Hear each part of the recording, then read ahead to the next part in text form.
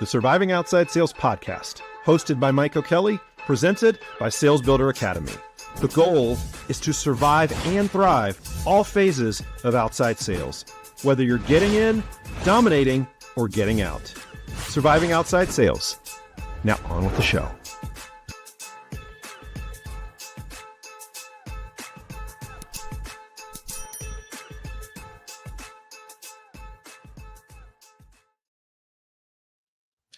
Welcome to the Surviving Outside Sales Podcast. I'm your host, Mike O'Kelly. Thank you so much for joining. Either you are trying to get a sales job or you are trying to close a deal.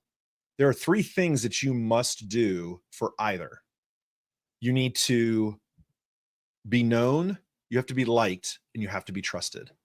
I know you've heard this before. Do they know, like, and trust you? But how? It's the I know what to do, but how do I do it? That's what I'm going to talk about right now. Okay. So those three things: know, like, and trust. So think about it. When you're getting into the sales world, and this is one of the things that I talk about in the sales entry plan with my students who are looking to get into the sales world. If you are struggling with that, or you are watching this video, or you are listening to the podcast and you want to get into the sales industry, reach out to me. I help individuals like yourself who are trying to get into the sales world and utilizing the sales entry plan, how you can learn how to be known, liked, and trusted by companies and hiring managers to get that job. But then also there's the Sales Builder Accelerator that I can help people with to get known, to be liked, and trusted by their buyers in order for them to say yes. But those are the three keys. So I'll talk about the how to do that. Okay. So the first one, to be known. All right. To known, if you're looking for, and I'll break this down between getting a job and also if you are trying to close a deal. If you're trying to get a job, being known, the first thing obviously you got to do is you have to have a great resume. Okay. And the resume is going to be the passive way that you're introduced to somebody. It's actually not the active way that you're introduced to it, because it is on a piece of paper. You're not there. A hiring manager, somebody at the company, HR, or a hiring manager or an actual manager or a boss, they're looking at your resume. You have no idea when they're doing that. They could be doing it at home. They're scrolling over their phone. I have interviewed and hired hundreds of people, and I have seen thousands of resumes. And I look at a lot of resumes, probably more resumes than I should. However, I kind of am a sucker for the underdog. So sometimes that's gotten me into trouble in the past. But the point is, you have no idea when they are looking at those. And so that is a digital representation of who you are. It's the first impression. And unfortunately, it is, you're not there. So you can't interpret what they're looking at. You can't give them, okay, hey, here's my resume. And by the way, when it says X, Y, and Z, I want you to take this into account. You can't do that. Okay. So what you have to do is you have to establish, the first thing is they're going to know you.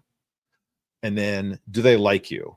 Okay. So when they read over this resume, do the things that you have listed here, do they start to like you? Do they start to get excited about what they see?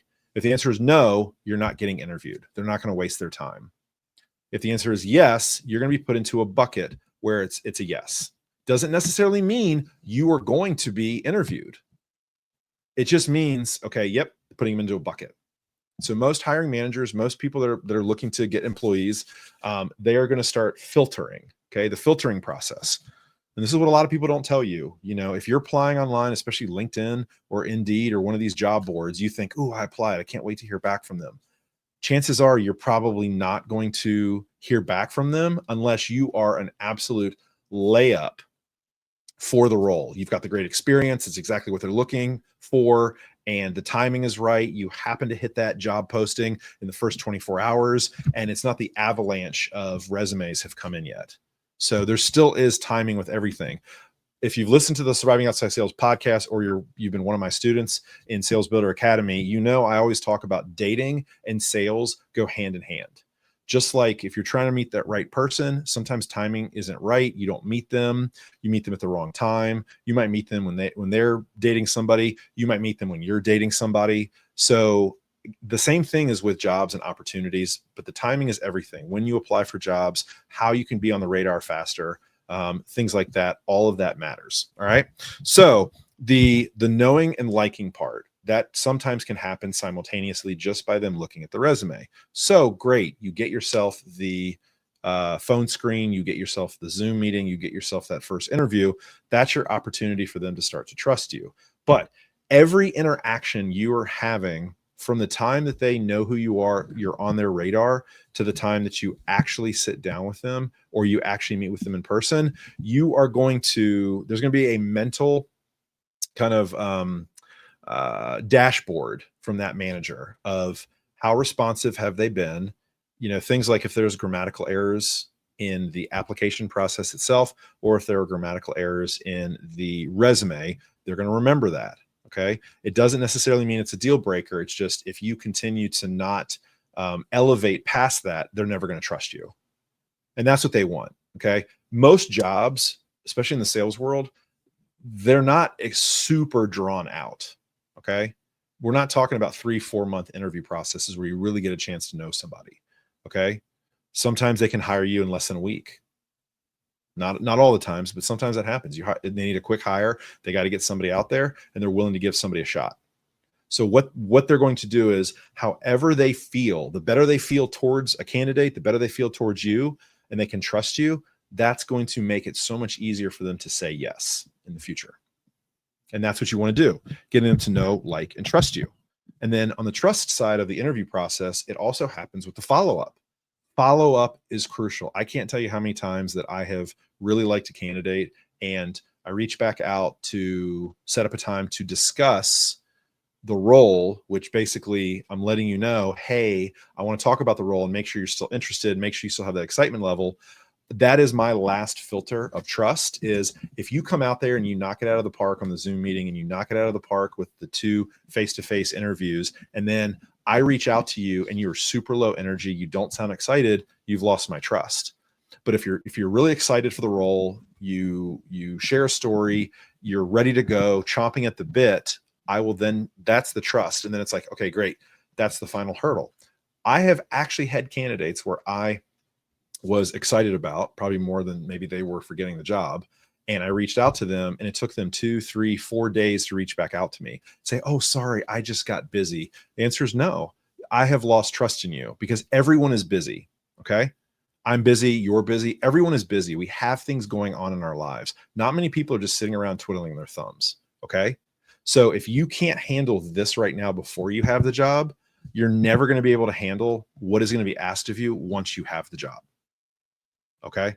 So if you're trying to get the job, you need to be known, liked, and trusted. Those are the 3 keys in order to get hired. So if you can do that, that is going to be the recipe for success.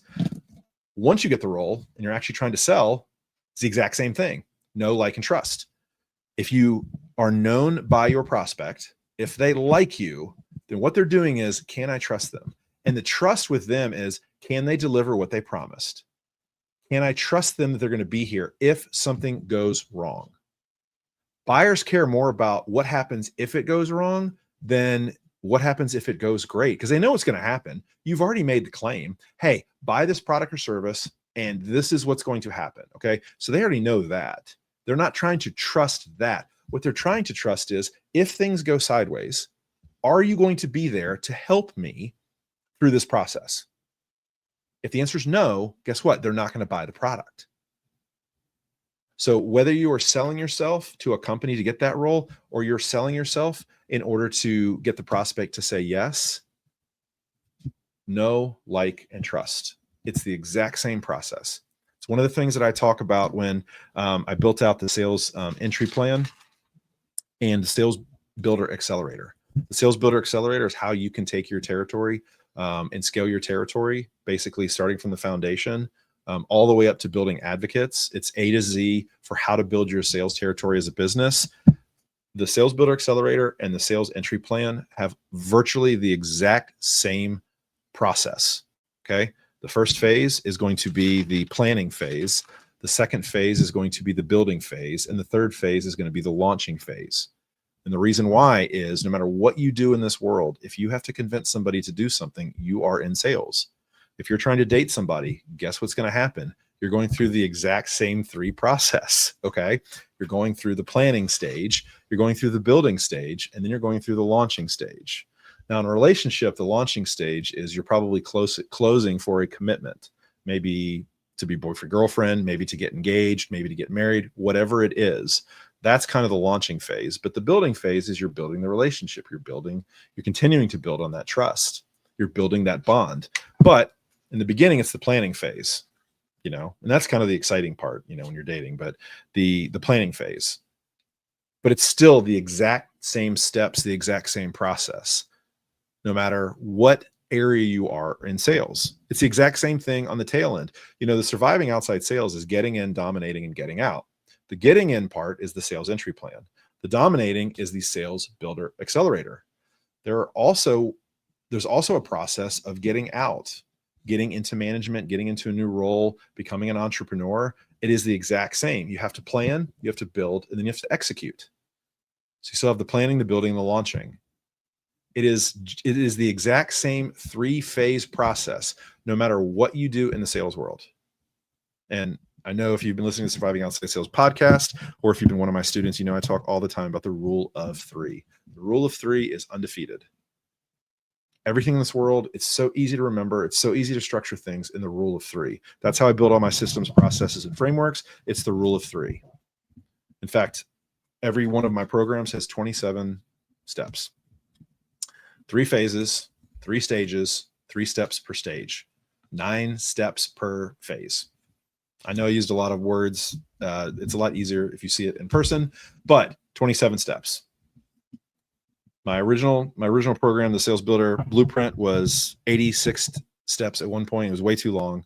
I took feedback from some of my clients. It was way too long. It was way too much. And I kind of backed it down because I wasn't applying the rule of 3s. I literally was just creating content and creating courses just based on everything. And that's just not sustainable. So the big takeaway from this episode is the know, like, and trust. These are the 3 things that you have to master. And there's a lot of nuances within those, but those are the 3 things in order to hear a yes. And what follow up, and again, the key is to follow up in sales, and then follow up with the job opportunity. The follow up is showing everything that you talked about and being authentic, and that you can be trusted, that it's going to happen again and again and again. And basically what it comes down to is your follow-up is showing, hey, everything that I said yesterday, everything that I promised, either in the job interview or in the pitch meeting, excuse me, everything that I just said is real. Everything that I just said is authentic. You are getting an authentic me. You can trust me. You already know me. You already like me. You can now trust me. That is how you can close for the job. And that is how you close for clients. Thank you so much. Really do appreciate it. Hope everybody has a fantastic rest of their week. Please reach out to me, Mike at survivingoutsidesales.com. I have some big stuff coming in the next month. I'm very excited. I'm going to be sharing. I am doing a lot behind the scenes, a lot of resources, and a lot of great stuff that I'm going to be offering to all the listeners and the people that reach out. Thank you so much for people that reach out. I do appreciate it. I love getting messages on LinkedIn. I love getting emails saying, hey, I absolutely love the podcast. I'm doing XYZ. I do free strategy sessions for anybody that wants to listen. The link is in the bio or the show notes. So click on that. If you want to chat about your situation, if you want a territory audit, if you want a strategy session, I do about 2 to 3 of those per week. From people just from the show. I don't run any ads, and just meet sales professionals where they are and try to give them the best guidance they can so that they can survive outside sales. Thank you so much. Really do appreciate it. Please share this with a friend or tag somebody, chat about this, how you can get better at being known, liked, and trusted in your sales role with your colleagues. And we'll see you next time. Surviving Outside Sales. Cheers.